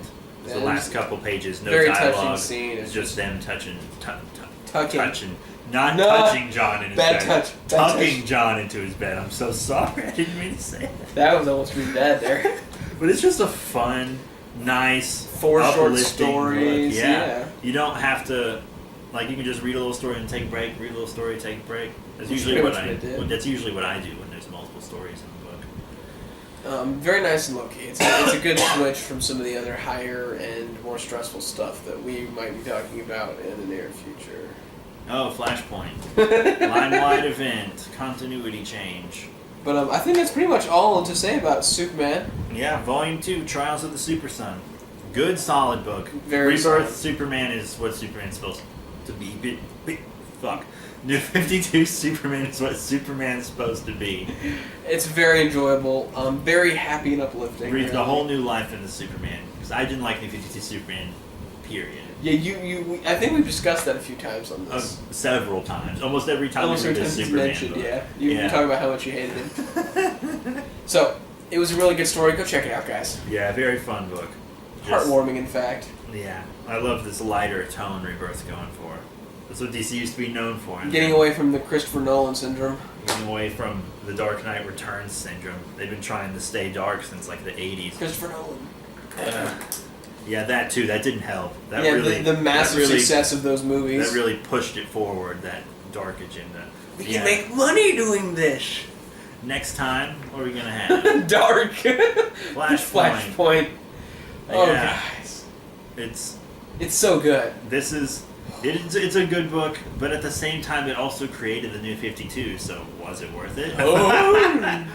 Lots of people would say no. But yeah, this is one of like the more popular Flash stories from like the past decade. Oh, absolutely. I mean, they got a movie made out of it, and then I watched the movie before we ever started doing these. Yeah, because there's Flashpoint that animated Paradox. movie, and then the live-action movie is going to be called Flashpoint. Okay. Hopefully it's not the same story, honestly. You think they should change it up a little bit? Yeah, because like we have this, we've seen the animated one. Everyone knows this. They did a Flashpoint arc in the Flash TV show. Yeah, they in did. season 3. Well, we'll talk about it when we get there. Yeah, we'll just sorry. Fuck. No, you're good. It's my Aquaman thing coming in. I just see it It's starting. me, man. I do that too. Everybody does it. But we got a whole video to talk about in a second. I'm a child. But yeah, that's He's it. got a drinking problem. How many references can I make? Yeah, how many can I notice is the is the riff. You've caught them all so far. Yeah. So, But that's it. Flashpoint's next. This has been Superman Volume 2. This is not Superman Volume 2. This is Superman Volume 2. We're covered in books. But that's it. Thank you all once again. I'll see you all later. bye, guys. Hello YouTube, it is your boy B3 back with another kicking, that's right, graphic novel review. We have a cool trade for you guys today. Really dig it. It is Superman Volume 3 Multiplicity from DC Comics Rebirth. Yeah, so we have 3 stories in this one, 2 little ones and then the main story. First up, Clark's tending his fields and stuff, can't get anything to grow. There's this drought, but they've had plenty of rain, and it turns out his presence is kind of screwing with the green because he hasn't let go of his own world and hasn't become part of this new world. Also, he absorbs solar radiation differently than the last Superman, and he kind of has to do this thing with Swamp Thing to kind of make himself more part of the Earth. And he has to also kind of let his past go and free himself from his other world. His other Earth, not Krypton. So, yeah, they do that. There's a little bit of fighting just 'cause. But they mostly talked it out and then used weird magic shit to fix it. And then you get the main story, which is actual multiplicity. He runs into... Ooh, sorry, hold on one sec. He runs into the Red Sun Superman, you know, the Russian Superman. And who's being chased by all these goons, these interdimensional goons. And they try to take him... And then Superman meets like that Multiplicity Justice League, you know, that's led by Earth 23 Superman, aka one of the best Supermen, aka President Superman. And so it turns out there's this force called Prophecy abducting Supermen from each dimension and absorbing their powers so that he can face this big threat. It's kind of implied Dr. Manhattan is that big threat, but they don't really say it out much. So yeah, they all team up and they do all this cool stuff and they fight Prophecy. Captain Carrot's there. I just thought you'd like to know. Captain Carrot's there. Prophecy is defeated, and he's abducted by the mysterious Mr. Oz, whose identity we didn't know at this point. We know it now. Spoilers, it's Jor-El. But, Yeah, so he abducted Prophecy. And then there's like a little horror book. There's just one issue. Cassie and John, I want to say Cassie, go looking for her grandpa and their prize-winning moo, a cow of sorts. And it's a really scary book. I thought it was just going to end up being a nightmare at first because it started with John watching a scary movie. Seems like it really happened, though. They tried to, like, her grandpa was like, oh, it's probably hallucination. One of the reasons I don't let her go in that swamp is because the gases will make you hallucinate. But they had the same hallucinations. And then at the end, there's a shadowy figure standing in the field, and it looks like it could be Cassie's grandpa. I'm going to show it to you because you see his glasses, how they shine in the dark. And then here's the shadowy figure shining like glasses. But also he seems to be taller and not as round as her grandpa, because I mean he is an old man after all. So who's that? It's not Clark, because Clark's inside. Right, Clark's right there. Why would it be Clark anyways? That doesn't make sense. So who the hell's this? I don't know. Probably just a one-off spooky thing. I don't know when that issue came out. I don't know if it was like a Halloween issue or whatever. Because I don't know when it came out. I don't know. But, because I get the trades for Superman. But yeah, that's it. It's really cool. We got a good creative team. Peter J. Tomasi, very good. Big fan. Patrick Gleason, good work there. Jorge Ramirez, Ivan Reis. I'm very familiar with Ivan Reis. Ryan Sook, Tony S. Daniel, excellent work. He always does excellent work. Sebastian Furiyama. And we also get the first meeting between Rebirth Superman and the Chinese Superman. I haven't read the all-new Chinese Superman book. I don't know if I will. The only reason I haven't read it is because it takes place so far away from everything else. Like, pretty much everything else in all these other books is happening in America or with American characters, and they're all interacting, connecting with each other. And then the all-new Superman book, it's kind of just by itself, which for a lot of people would be an appeal. Like, you only have to read that book, and then you can totally understand it. And that's dope. But, I mean, when you're reading all this other stuff, it almost seems like a waste of time. No offense. But, yeah, that's it. I'm going to read you the back, because that's something I've been doing. Fall of the Supermen! Kenan Kong, the new Superman of China, has been taken. Kal-El, the Red Sun Superman of Earth 30, is gone. Sunshine Superman, the mystical protector of Dreamworld, has vanished without a trace. I'm not familiar with that Superman. Someone or something is collecting Supermen from across the multiverse, and Kal-El, the Man of Steel himself, is next on the list. Actually, not true. He's not on the list because he's a dimensional anomaly. So that was pretty interesting, and that's why he had the upper hand.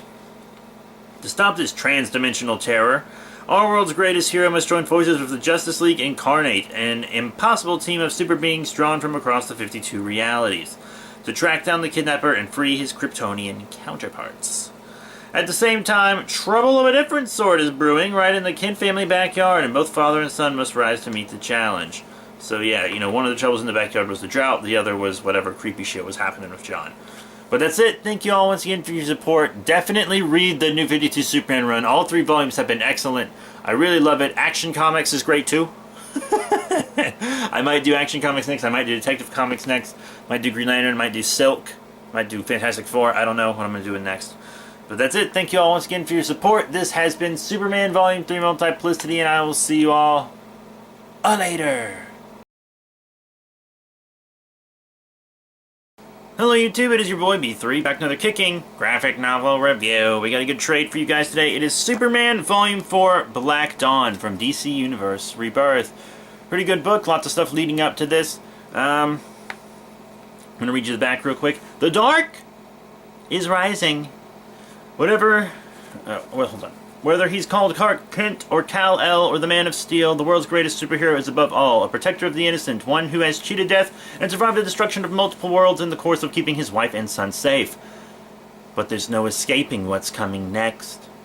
Though Superman and his family have found a measure of peace in their adopted hometown of Hamilton, there also sensed a sinister presence lurking beneath its idyllic rural facade. Something, as a visiting Batman and Robin are about to discover, that is stripping young Jonathan Kent of his powers and pitting neighbor against neighbor, hero against hero, father against son. Soon the time will come for Jonathan to choose. Will he follow his father in the light or truth of justice, or will the boy of Steel be forever warped by the corrupting powers of darkness? Find out in Superman Volume 4 Black Dawn.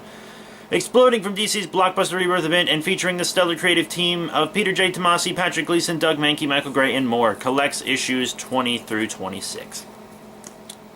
Yeah, so it's really cool. John and Kathy and everyone, they're getting used to being called the Kents. Batman and Robin visit, which is fun. Batman gets abducted, so Damian stays over, and then they all fight a giant squid together, the same giant squid from Volume 1. And it turns out Kathy's sidekick and a bunch of people in town have powers and are aliens. And we get to see some of the Hellbat armor again in the Batmobile, Lois in the Batmobile. And it turns out everyone they know, even Kathy and her grandpa, are like aliens called the Super Elite. And Kathy and her grandpa aren't really bad. They're just twisted by Manchester Black, who is back, controlling people with his mind, and he's got his weird, warped, black and white view of justice. But Kathy and her grandpa come around, and her grandpa sacrifices himself to help them fight Manchester Black, and Kathy's kind of left an orphan again. Poor girl. But yeah, lots of crazy fighting. Frankenstein comes back, and his bride, and Superboy gets turned into this black, evil version of himself. It's all pretty good. It's pretty cool. You get to see a glimpse of future Jonathan Kent and Kathy. We're alongside with Damian Wayne Batman there from issue 666. You remember all that, Gucci? Pretty dope. But yeah, so it turns out Jonathan is going to be more powerful than his dad, learns to fly by the end of this. Or at least he starts to learn how to fly. And Manchester Black's consciousness was knocked out of his body. And it turns out his consciousness was knocked into Bessie. He's a cow. He's a goddamn cow. But, yeah, lots of cool stuff. And then there's a little story about what it means to be a father and son and stuff in the back with these drones and these two aliens that they fight. Dreadnought and Siphon, who I'm not really totally familiar with, to be honest. But it's a good lesson for Jonathan in humility, a good lesson for Clark in fatherhood, and it's just a good book. I love Rebirth Superman so much. Giving him a family was the best thing DC could have done for Superman. I can't imagine him without his family anymore.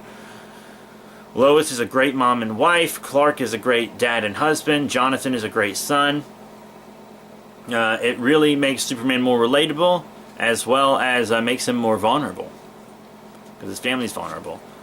And I just love the book and how it's just a good family book. I would let kids read it. It's a technically rated T for teen book, but it's not like super bad or anything. It's a good book. It's a good book. So yeah, Superman Volume 4, Black Dawn, from Peter J. Tomasi, Patrick Gleason, Doug Mahnke, Mike Gray, Michael Moriarty, Scott Golwinski, and more. They have been... This Superman run is so good. Can't wait to get my hands on Volume 5, and it's just absolutely amazing. So that is it. Thank you all very much for your support. Remember to rate, comment, and subscribe. Check out all the cool links in the description below, Facebook, Twitter, etc. But that is it. Thank you all once again, and I'll see you all later. Hello, YouTube. It's me, your boy, B3, back with another kicking trade review. We got a great graphic novel today. Last time we did Superman Action Comics Volume 3, and now I'm going to review the next book you need to read for Superman Action Comics. Superman Reborn. You need to read this if you are reading Superman and if you're reading Superman Action Comics. I don't know why you aren't reading both, because they're both excellent. The best portrayals of Superman we've had in years. Years! But I'm going to read you the back of this book and the inside cover. Once again, it's a crossover between Superman and Action Comics. To save his son, Superman must solve his greatest mystery. Who is Clark Kent? But who are any of us? No, there's an imposter Clark Kent. Everything is perfect for Superman. He has a loving wife, a son he loves more than anything in the world. And he's once again Earth's greatest hero. But there's still one piece of the puzzle that doesn't quite fit. Who is the man who's calling himself Clark Kent? Who, as far as anyone can tell, is Clark Kent?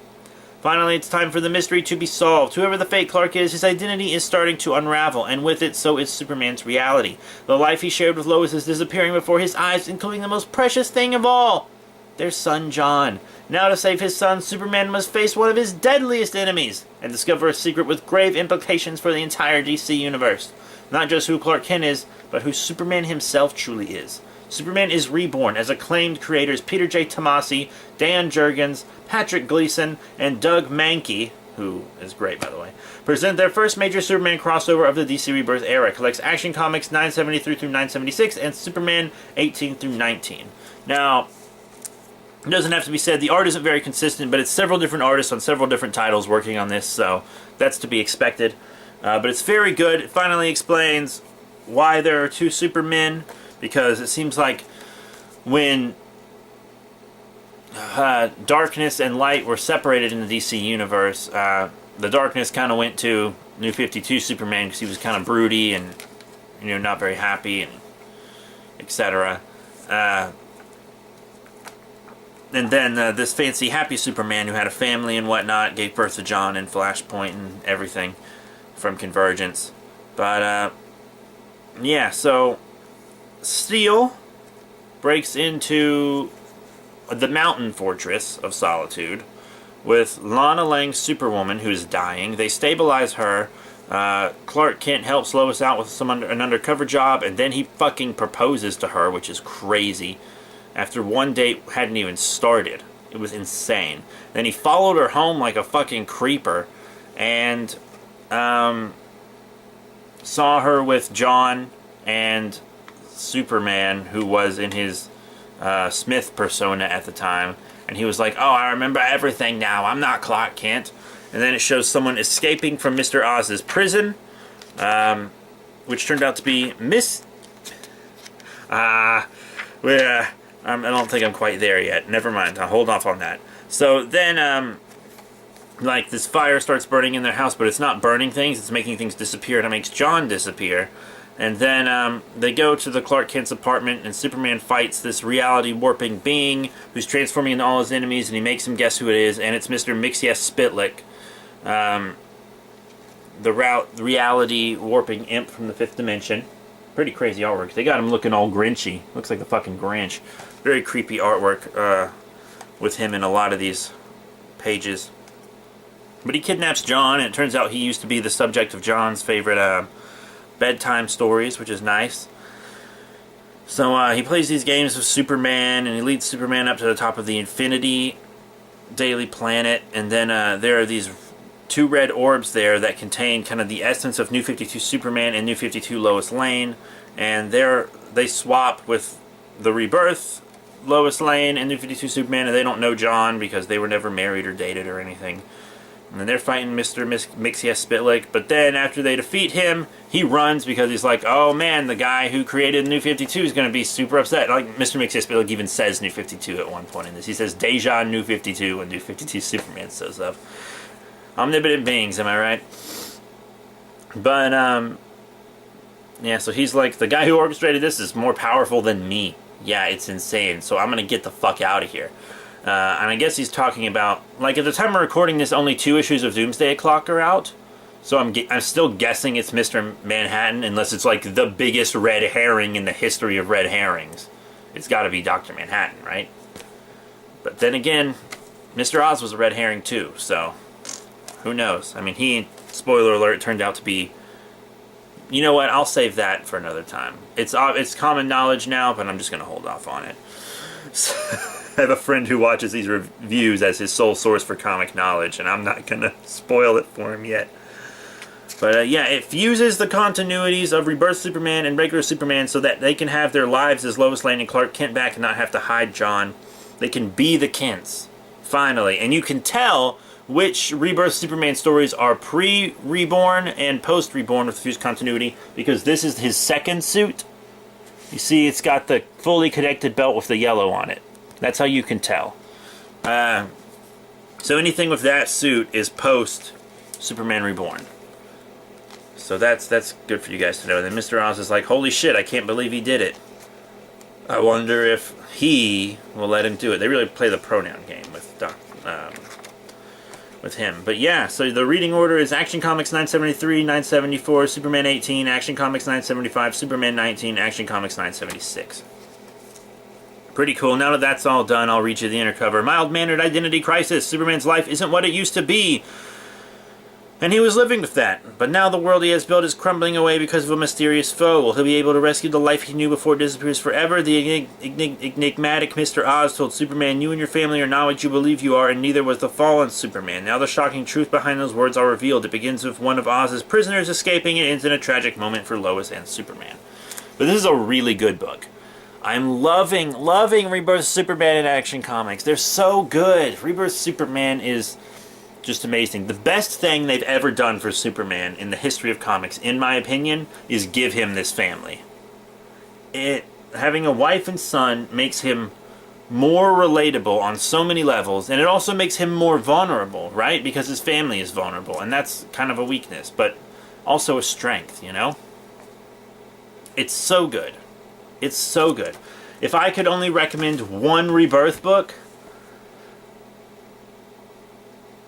it might be Superman. I don't know. Aquaman's pretty good. Detective Comics is pretty good. But Superman is a really good book. And Superman Action Comics is just as good. So definitely read Superman Reborn. Very good book. The hardcover goes for $24.99, which isn't a bad price. It's really not a bad price.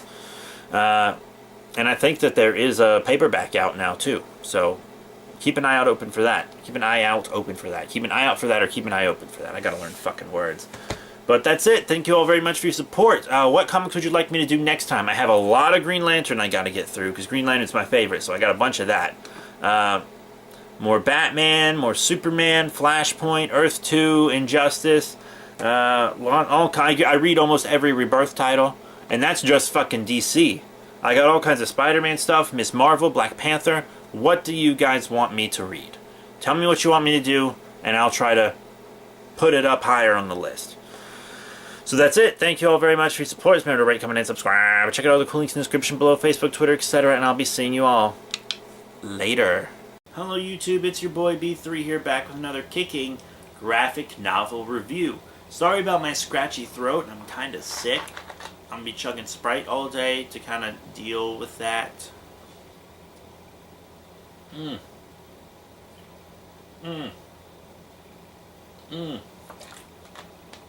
So pardon me if I have to chug a little during this review. But today, we're doing a very special book. Superman Volume 5, Hopes and Fears from Rebirth. I love Rebirth Superman. I've been reviewing all the Rebirth Superman stuff I can get my hands on. It's a really great book. I'm going to read you the back real quick. Who is Superman? What does he value? What does he fear? And when he's pushed, how far will he go? Find out in a trio of stories that get to the heart of the world's greatest superhero. First, a family vacation for the Kents becomes a lesson on what it truly means to be a hero. Then, an epidemic of disappearing children brings Superman face to face with fear itself, as well as the man who seeks to control fear, Sinestro. And finally, Superman's greatest fear seems to come true, as Lois finds herself the target of the super assassin who never misses his mark, Deathstroke the Terminator. Can Deathstroke make a murderer out of Superman if it means saving Lois's life? Find out in Superman Volume 5, Hopes and Fears, as the stellar creative team of Peter J. Tomasi, Patrick Gleason, Doug Mankey, Tyler Kirkham, and more explore what makes the Man of Steel great. Collect Superman 27 through 32. All those names you just heard are all great, especially Tomasi. Love Tomasi. His work on Green Lantern Corps was so Gucci. But Patrick Gleason, Doug Mankey, Tyler Kirkham, all of these are great names. They always do great stuff in comics. And Superman Rebirth is just a perfect book. The first book, the first story, it's not even superhero stuff. It's the Kents going on a road trip. And it's talking about U.S. history and the history of all our wars, and it's honoring our troops, and all this beautiful stuff. And it's just an amazing, amazing book. Really what Superman's all about. Just beautiful writing, beautiful imagery. It's a really great dedication to our troops and to our great country. Yeah. They even meet these people who are talking about, our ancestor's body was never found. He fought for the Union in the Civil War. Since we can't give him a burial, we meet here on his birthday every 4th of July, because 4th of July was his birthday and the day he died. And they're like, we always meet here to honor him, and Superman found his body and brought it to them. Excuse me. And then the next story involves some of my favorite Gucci, the Lanterns. If you've been following these reviews, you know Lanterns are my favorite. And we get a pretty cool story about children that are disappearing, and it's actually Parallax, a weakened Parallax, has been abducting children to power himself with fear. Superman finds Parallax and tries to stop him, but Superman actually ends up letting himself get possessed by Parallax, because Parallax says he'll let the children go if Superman lets him possess him. So there's a Parallax-possessed Superman, very crazy, and then that Superman tries to kill Sinestro, who comes to absorb Parallax, because, for a while, Parallax has been a prisoner of Sinestro. Sinestro's been using Parallax's power. Sinestro teleports Superman back to Quard, where he intends on ripping Parallax out of him, but he can't find Parallax. It turns out Parallax hid in a weaponer, but he pulls all of Superman's greatest fears out of him. We get to see all of Superman's greatest fears. Excuse me. But, Sinestro and Parallax are both defeated. Sinestro's actually a really good villain for Superman. Because, Superman's all about peace and people doing what they want and hope, and Sinestro's all about fear and fascism and all this junk. So they're actually a really good match. I really enjoyed it. But the Weaponer sends Superman back home because Superman actually saved some of them from Sinestro's wrath. And then the next story is about Lois going to interview Deathstroke. She tracks down Deathstroke to interview him, and the interview goes really well. Like, the story turns out to be really good. People love it. Perry White is ecstatic about it. And then Deathstroke shows up to kill Lois, and he fights Superman. And it turns out Deathstroke wasn't trying to kill Lois the whole time. He was just trying to see if he could push Superman into becoming a murderer. And it turns out he was hired by Amanda Waller to test Superman's moral strength, in case she needed to manipulate him someday. Also, how good is it that Amanda Waller is a big woman again? In New 52, she was a fucking twig. And I hated that. She wasn't intimidating looking. When she's a big woman, she's intimidating looking. And she's strong because a large black woman getting as far as she has in the U.S. government, because let's face it, it's a bunch of old white men in our U.S. government who are sexist, racist, and also sizist. Is that the right word? So, she's probably one of the strongest women in DC Comics, just for her strength of character. But this was a really good book. Those 3 stories were all really good, and they definitely paint an excellent picture of what Superman is. So if you want to teach someone what Superman is all about, have them read this book. Superman Volume 5, Hopes and Fears. It tells you everything you need to know about Superman. We get to see a lot of Jonathan and Lois. I love Jonathan Kent as a character. Having Lois and Superman back together is really excellent. I wasn't the biggest fan of Superman and Wonder Woman together. It wasn't bad, but it wasn't really super good either. Rebirth Superman is just a perfect book. I haven't read a bad volume yet, and they just keep getting better. So that's it. Thank you all very much for your support. Remember to rate, comment, and subscribe. Check out all the links in the description below, Facebook, Twitter, etc. I don't know what book we'll have next, but if I had to guess, it would be Green Lantern's New Guardians Volume 2. So that's it. Thank you all once again for your support. Support us on Patreon so we can afford to get more books for you guys. I have stacks and stacks of books that I'm going to review. It's mostly DC, I'm not going to lie to you guys, but I got plenty of Marvel, and I got plenty of third-party publishers too. So that's it. Thank you all once again, and I'll see you all later. Hello YouTube! It's your boy B3 back with another kicking graphic novel review. Got a fun trade for you guys today. It's from the Peter J. Tomasi Superman run, one of my favorite Superman runs of all time. I just want to say right off the bat, giving Superman a wife and son was the best thing that ever happened to Superman. Ever. Not only does it make him more relatable, but it also makes him more vulnerable. It's incredible, and I believe I've already reviewed the Bendis Man of Steel miniseries, and my big complaint about that was that the first thing they did was get rid of John and Lois. And that's the reason I haven't started the Bendis series yet, is because I want John and Lois, But this is Superman Volume 6, Imperious Lex. It's 3 different stories. 2 of them are smaller, but there's the big main one is an Apocalypse story.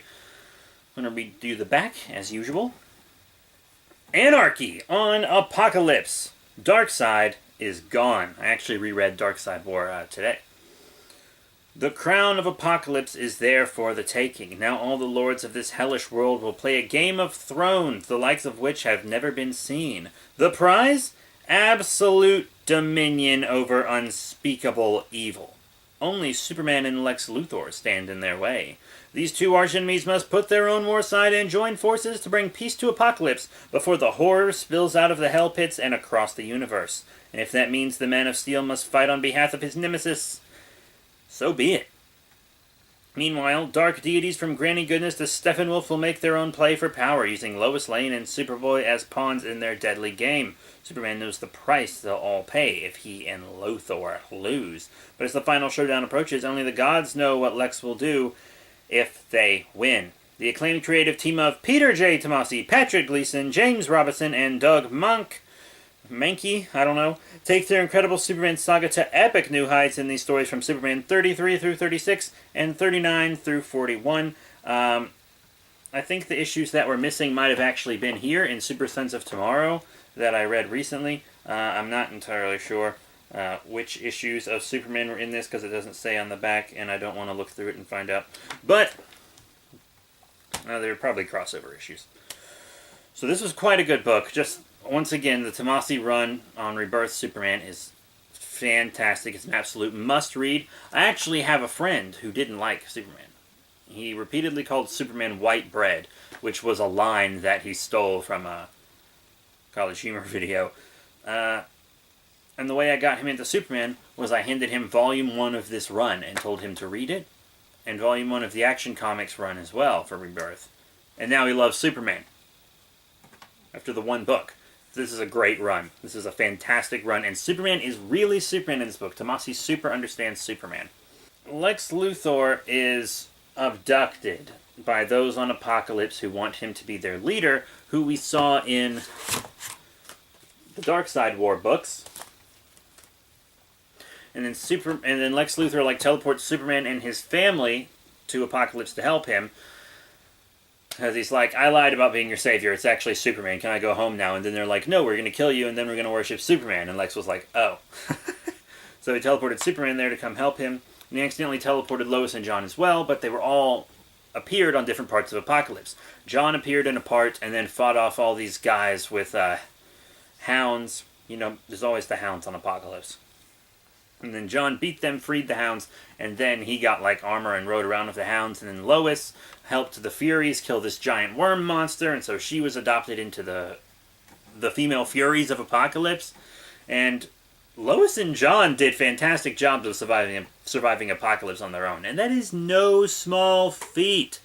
Especially for John, because he's a child, and for Lois, because she's a human with no powers. And it's like, wow. Fantastic job. It's even hard for Superman to survive on Apocalypse. That's wild. And I guess Apocalypse, he has his powers on Apocalypse here, even though he didn't have his powers on Apocalypse here. I don't know. But, he gets Luthor out of there. Luthor's unconscious for half of it, so he doesn't see Superman, Lois, and John fighting all together, and he doesn't see Lois and John at all. They're obviously a secret from Luthor, because if Luthor knew about Lois, then he'd know about the secret identity, and he'd probably freak out if he knew about John knowing Luthor. But Superman's distrust gets on Luthor's nerves, so he destroys the S on his chest, and I feel like this was the point in the story where Luthor started his descent back down into villain before all the Year of the Villain stuff in the Scott Snyder Justice League run and etc. Pretty wild. They all got back from Apocalypse, and Superman did decide to be their leader, but not to stay on Apocalypse indefinitely, so he gave them all this light, because during the story, the fire pits on Apocalypse went out, and the planet went cold. So Superman helped give them a light and give the planet hope, and it might become just a normal planet one day. Hopefully. Now, that story is the majority, but my favorite story in this book was really only one issue. So, Superman stops this wrecking crew ripoff, or they're called the Demolition Crew or something, outside of a children's hospital. Lots of terminally ill kids in there, lots of kids with cancer and stuff. And Superman gets Green Lantern and is like, let's take these kids to space. So So they take him to space, and they let him float in zero-G, and then they go to the Watchtower, and they meet the rest of the Justice League, and there's a scavenger hunt where they have to find all these specific items, and the last item is a picture of Batman smiling, so they give all the kids smartphones to take a picture of Batman smiling. And one of the kids actually does get it. It's such a good book. And he takes them out on like the surface of the moon in little spacesuits. And it's great. I feel like superhero books, especially the really hopeful ones, need more issues like this. Every once in a while, just an issue about superheroes helping people just to remind us why we read these books. You know what I mean? I almost cried during this issue. It was beautiful. It was absolutely beautiful. Tomasi understands Superman so well. It's insane. And the last story is called Last Days.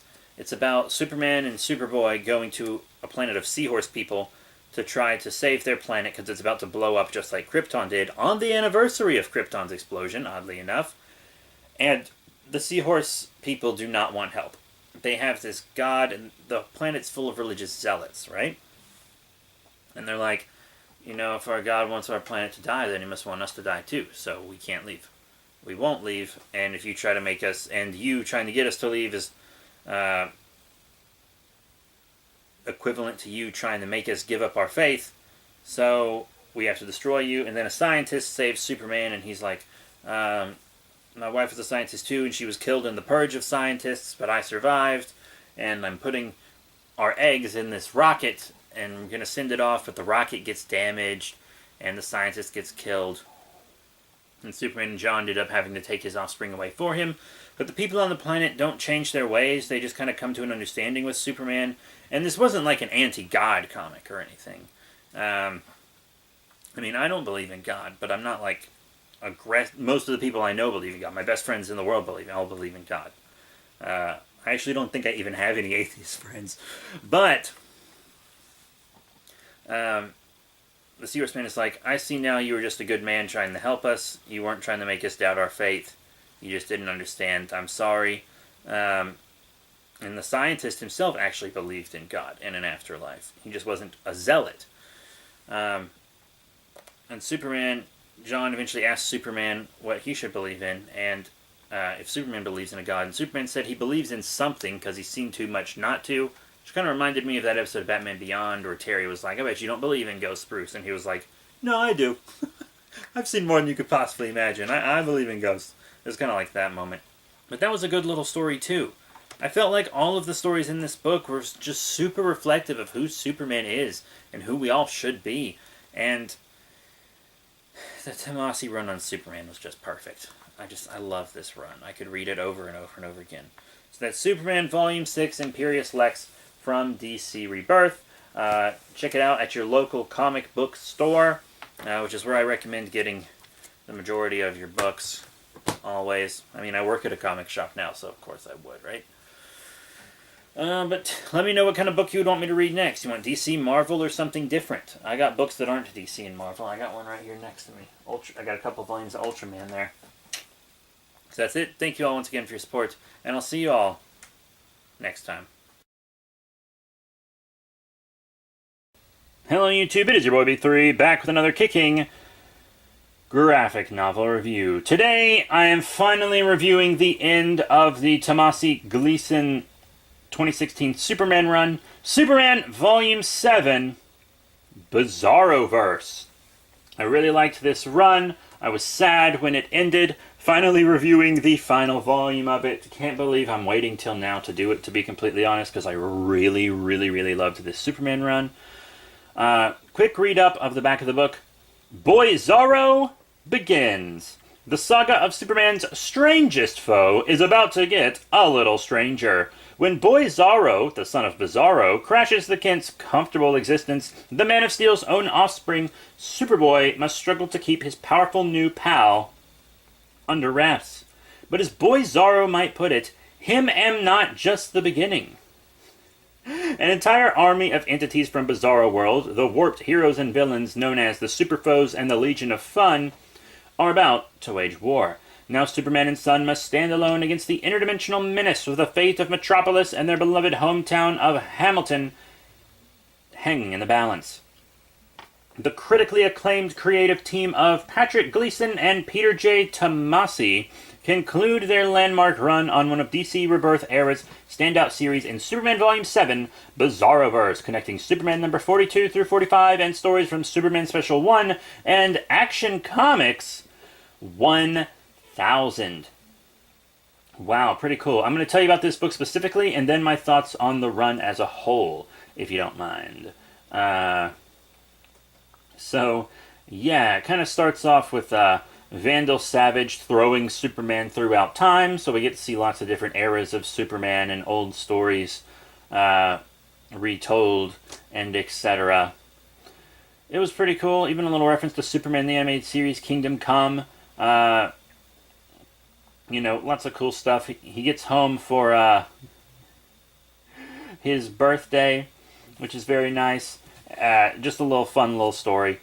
I believe that was the story from Action Comics, actually.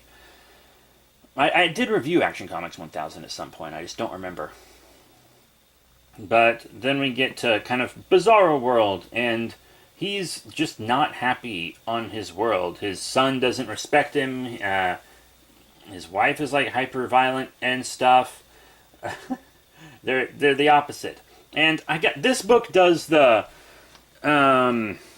opposite Bizarro speech, which I don't like. I mentioned that in Superman Emperor Joker when I reviewed it recently. I prefer Bizarro kind of the way he is in Superman the Animated Series, which is very much how he was in like the Red Hood and the Outlaws book, I prefer Bizarro like that. Bizarro speaking in opposites is tedious. Kind of gives me a headache. Like, it's easy enough to understand. I think most comic readers can comprehend opposites. But it's tedious. You read enough of it and you're like, alright, we get it. But the reason Boy-Zaro was able to come over was because Superboy and Kathy were kind of peeking in on the Bizarroverse. Boy-Zaro busts through, and he and Jonathan Kent Superboy become little pals. They become buddies, and he doesn't want to send Boy-Zaro back home because he's got abusive parents, basically. Bizarro Damian Wayne Robin comes over, and he's like a Casanova of sorts. It's kind of funny. But they go back to the Bizarro world to try to return them home and make sure everything's okay, but then there's some kind of a crisis going down with the Justice League and Legion of Doom of that world. The super foes and, well, they're actually super friends in Legion of Doom, but the super foes in Legion of Fun all fighting. And Bizarro kind of just, by the end, leaves the world to die, because the whole world's connected to him. It exists because of him. It's like his creation. So Bizarro just leaves the universe, and all the Bizarros die, except for Robin and Superboy, Bizarros, which were able to be rescued. The Kents also move from the country to Metropolis, which is kind of sad to see, because I really enjoyed their country antics. But yeah, Bizarro Superboy and Bizarro Robin are working at the fair. And this is kind of this is kind of a Superboy and family's last time at the fair before they move. And the fair was saved by them recently, so they get a statue dedicated to them and all this fun stuff. And it was a very nice send-off to this run. But also there's another story in here. Because you remember there was a book where they went to Dinosaur Island and made friends with one of the losers. If you remember the losers, I think they had a movie at some point, which I think I've seen a couple times, actually. They go to rescue the final loser who chose to stay behind before, but now he's like, yeah, take me home, please. This place is full of monsters. I don't know why I ever wanted to go back. But, yeah, so now he's kind of stuck in the modern time, and, sometimes, soldiers can come back from war and they don't fit in. He's got that, but, exponentially increased because he's also displaced in time. But he kind of goes on a mission to return the dog tags of all the losers to their families, which is very nice. and it was very wholesome. I really liked this run on Superman. Tomasi and Gleason are true geniuses. It might be my favorite Superman run of all time. It's good. It's really, really good. The addition of a wife and son makes Superman infinitely more relatable, and it also makes him more vulnerable because now he's got a weakness. Wife and son, something that can be exploited by villains. But, also, it's still a very wholesome book. It's very easy to look up to Superman as an ideal in this book, which I really could not do with New 52 Superman. I didn't like him. I couldn't look up to him. But I feel like the Rebirth Superman was just such a great run. The 2016 run will always have a place in my heart. Very glad that I could read it as it was coming out in the day. But that is it. Thank you all very much for your support. It had great art, great writing, everything about this book just absolutely great. I can't praise it enough. I'm talking about the run in general. This book, the Bizarro speak, I felt like was, it bugged me, but the story and stuff was all good. So that's it. Thank you all once again for your support. Remember to rate, comment, and subscribe. Check out all the cool links in the description below, Facebook, Twitter, etc. And I will see you all, you guessed it, next time.